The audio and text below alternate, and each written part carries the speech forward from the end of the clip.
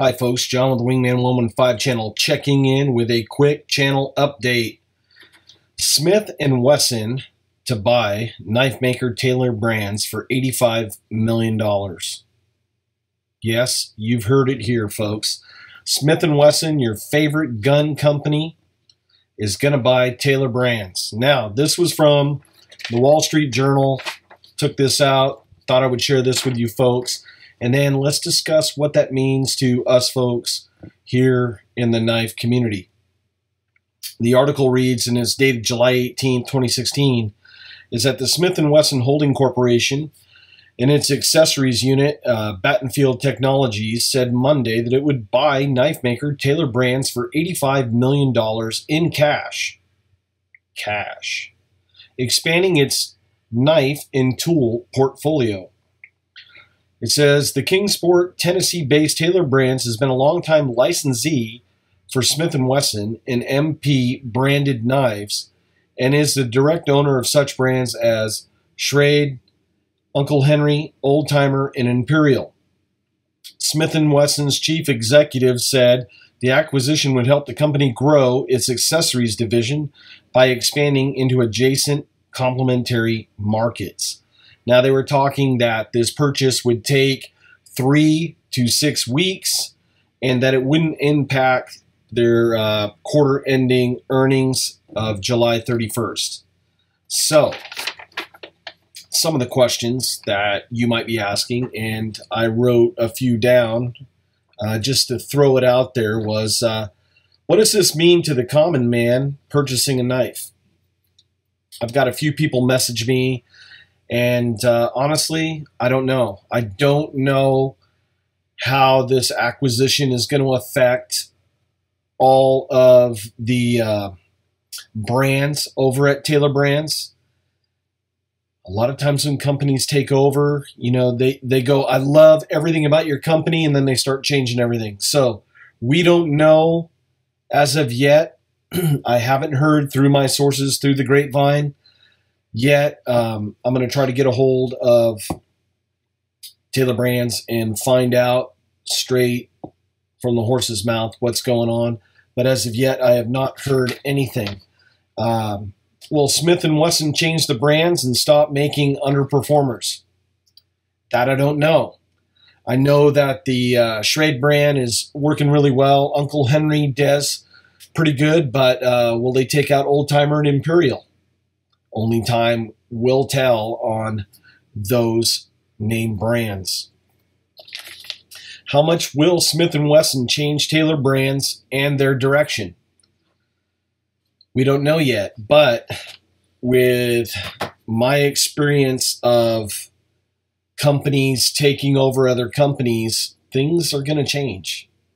If you're going to spend $85 million, you're going to be calling the shots, and you're going to be saying what's going to stay, what's going to go. They're probably going to look at the lineup, and they're probably going to cull the herd, I'm sure. They're probably going to go with their proven winners.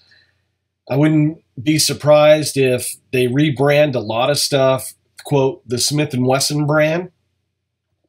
I don't know.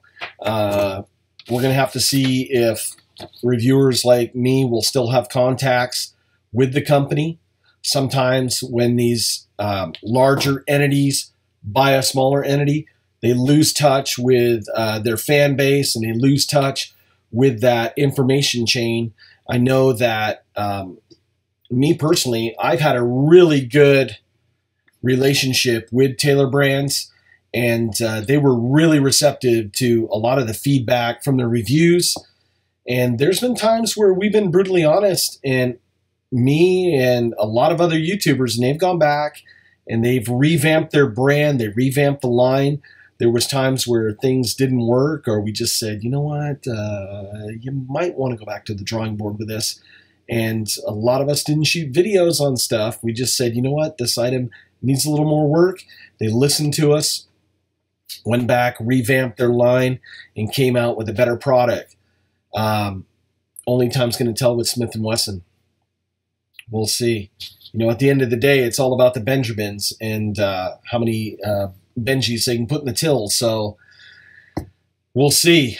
Will they bring some of the production back home?